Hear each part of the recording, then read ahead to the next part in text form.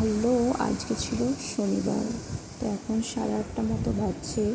বাড়িতে বাচ্চা থাকলে অনেক ঝামেলা, কাজ করতে ভীষণ দেরি হয়ে যায়।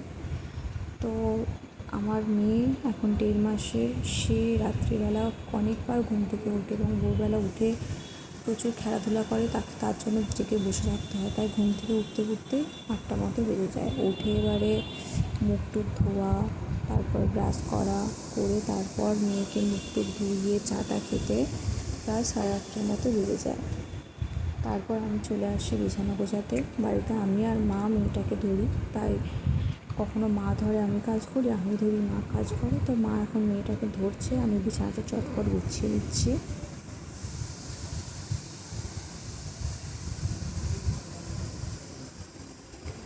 আর এখন যেহেতু বর্ষাকাল, তাই অনেক জামা কাপড় আগের দিনে রয়ে গিয়েছিলো, সেগুলোকে রোদে দিতে হবে।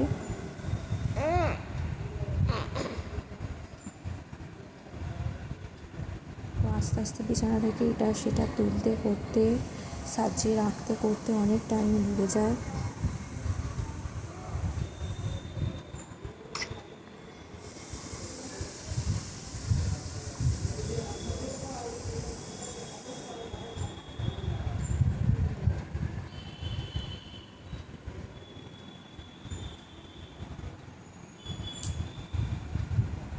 এবার বিছানাটাকে ভালোভাবে ঝেড়ে নেবো, ঝেড়ে টান করে নেবো।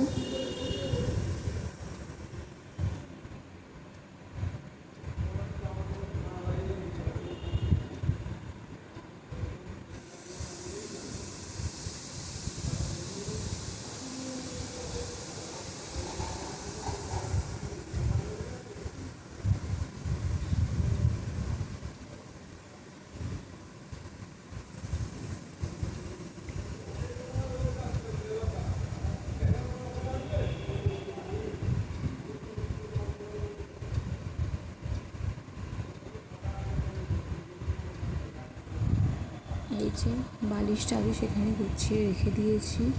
একেবারে ছাদে যাব। এই যে এত জামা কাপড় আগের দিনে ছিল, পাঁপড়, লঙ্কা, মেয়েটার জল গরম, তারপর বাদাম, আমার যেহেতু বাদাম চাষ হয়, তারপর খেয়ে নেবো। সেন্টার থেকে খিচুড়ি দিয়েছে। আর এই জামা কাপড়গুলো আস্তে আস্তে গুছিয়ে নেবো।